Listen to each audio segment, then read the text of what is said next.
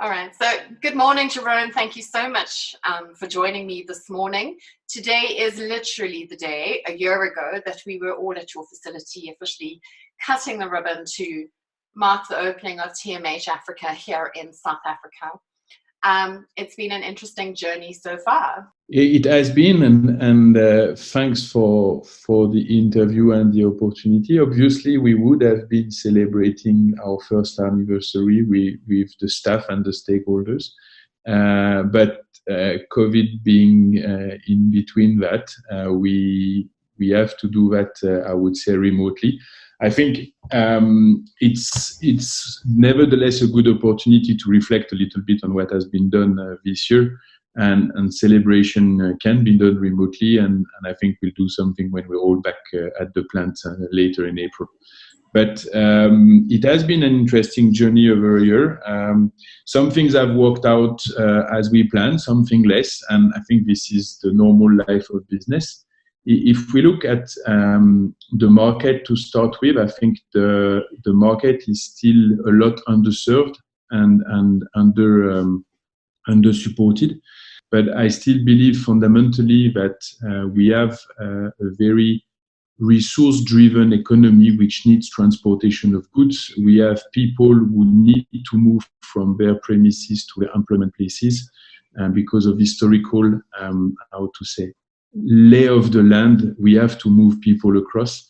And Africa globally is urbanizing. South Africa is urbanizing. And I don't see how we can do without a strong and stronger transport system and public transport system.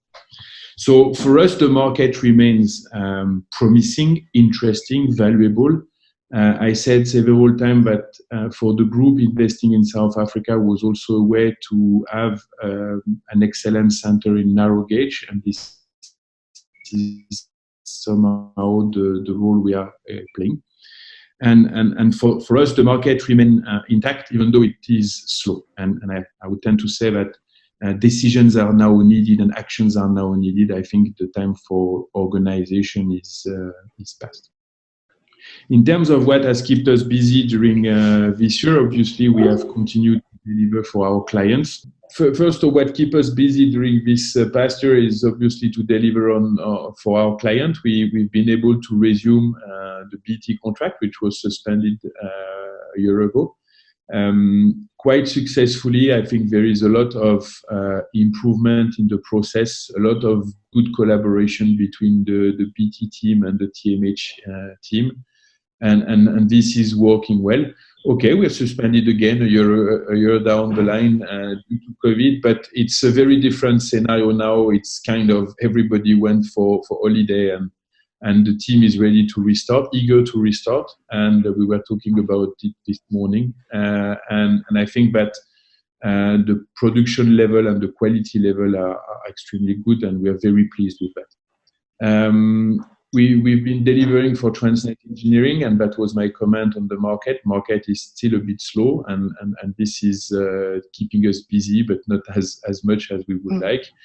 And continuing some activities with General Electric at the beginning of the year on some of their locals. So the customer side is going well. I think what is more interesting to say is that we've been tendering a lot of things, and we've been proposing our service to a lot of customers, both in South Africa and outside.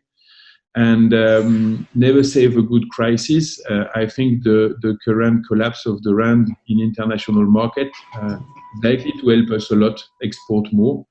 And I see that as an opportunity as much as it is maybe a gloomy economic, I would say, our forecast.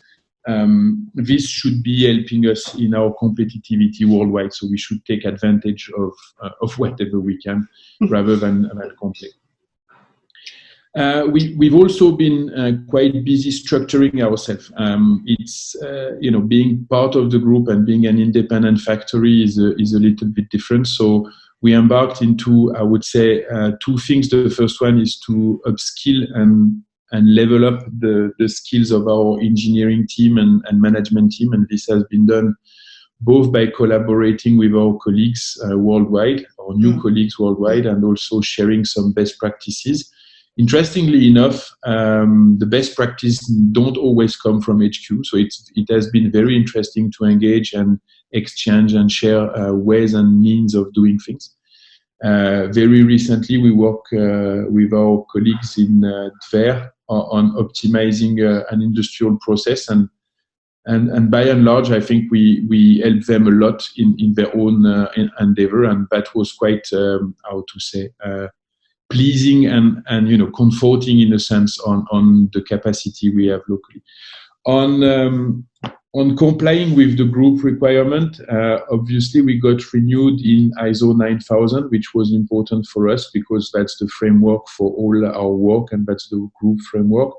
But we have this ambition of becoming certified for EN 15085, which is rolling stock equipment for Europe.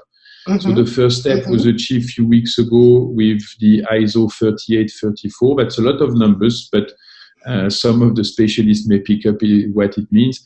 And it's a step for us towards what we want to achieve, but it's a very important step. And we are very pleased that both the team who are preparing this have been able to bring it home, and also the people who are doing it actually on a daily basis are raising up to the challenge and making it happen. So a good preparation work around how do we comply to international standard. And if we're going back to the export story, I think it is very important not to say, no, we're good because we're in South Africa and we're good with our South African norms. I don't deny South African norms, but be it as it may, they are not international ones.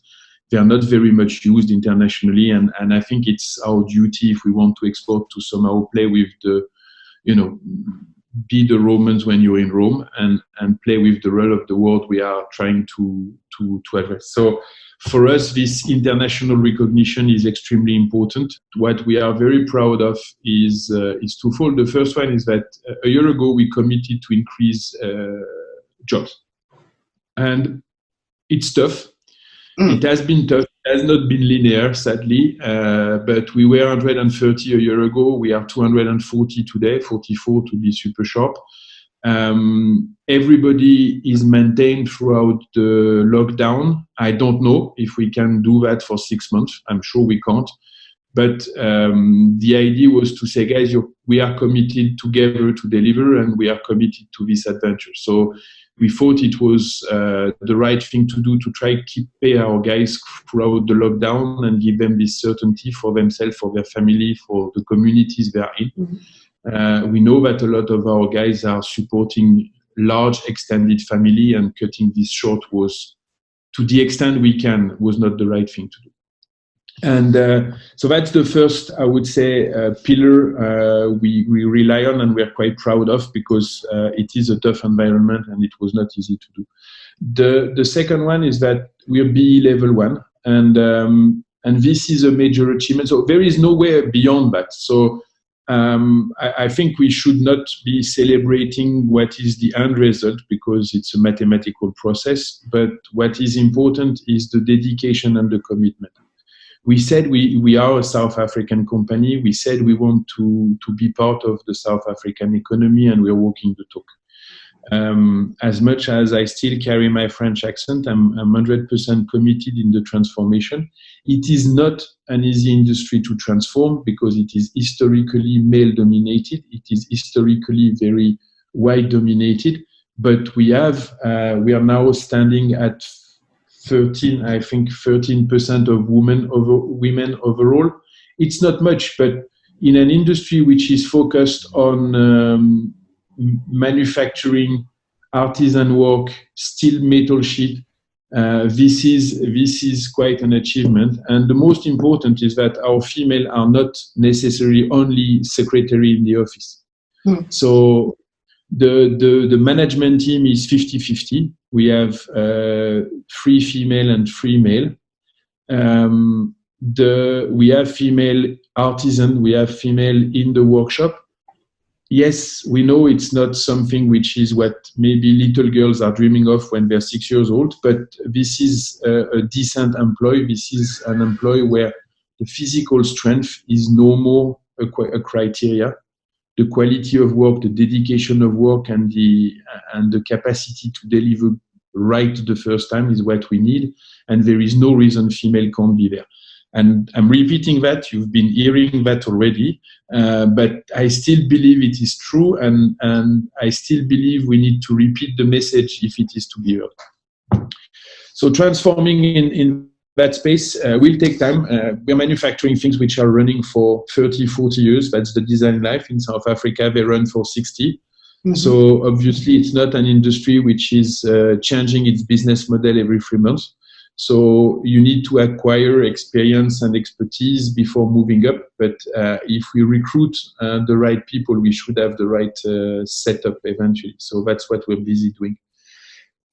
So yeah, walking the talk on transformation, and for me, the level one was a recognition. And whether it is one, whether it is two, sometimes, you're on the edge by 1 point or 2 points.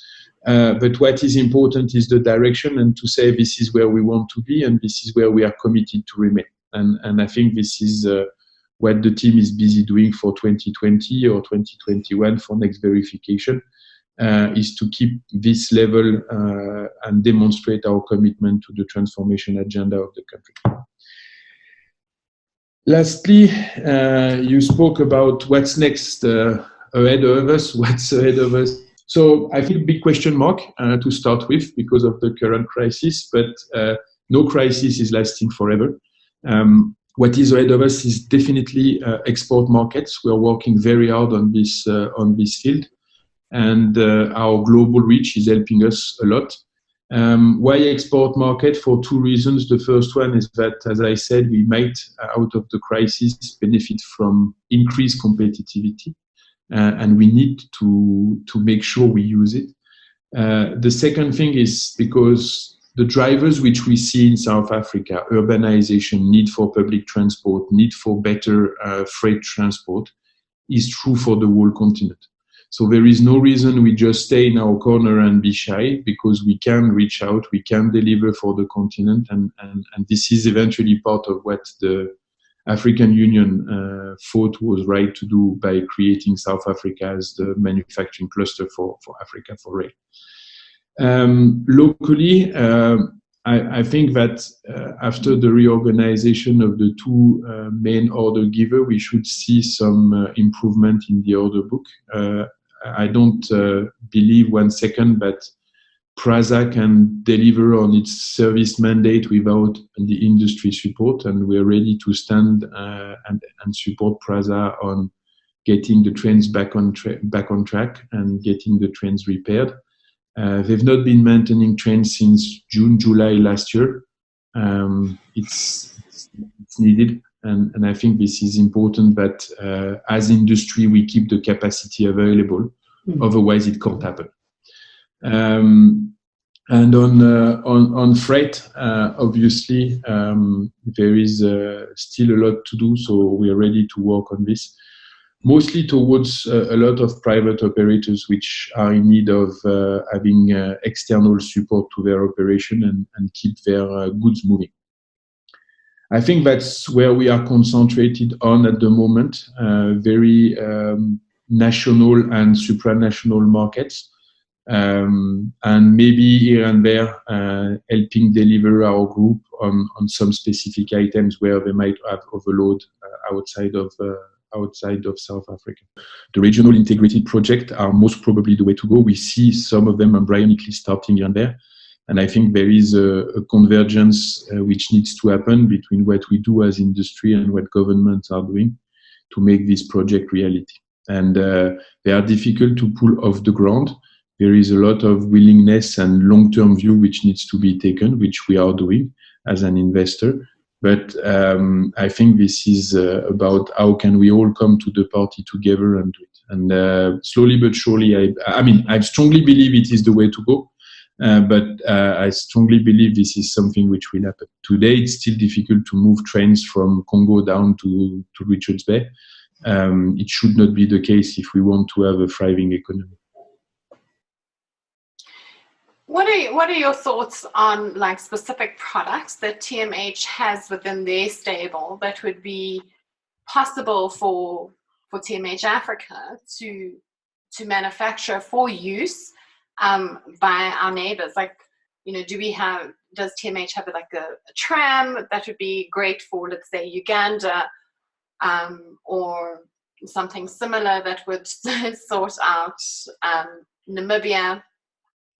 So I'm not sure that tram is what is needed in Uganda for the moment, but why not? Tram is a good example. I think we, as I was mentioning, the urbanization and the very quick urbanization we are going through. I think it is interesting and important that we provide some local solution. Tram is a good example, a portfolio which can be very efficient and locally built, 100%. So that's a non-issue.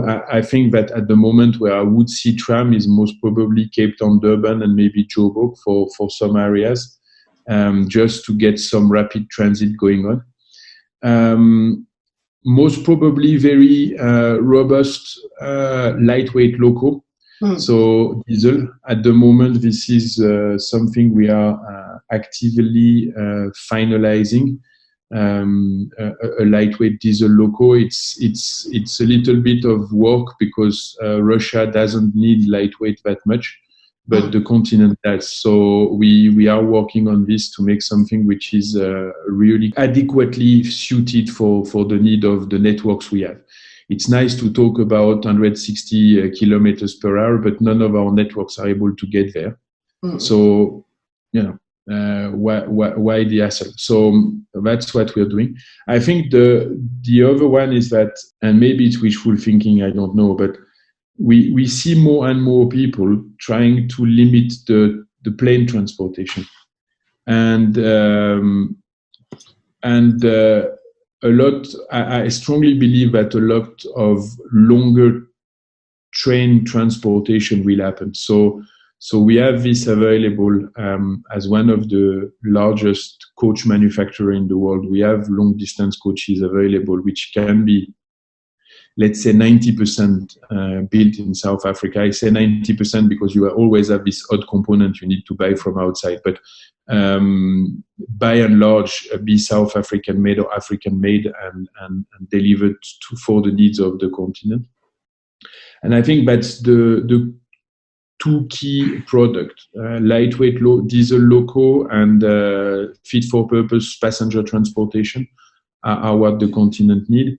Why diesel? Because the fact of the matter is that the continent is not yet electrified, and that we have to deal with it for the foreseeable future. And if you want to go from Congo again or from Beira to Harare, there is no electrical line between these two. So you need to go diesel.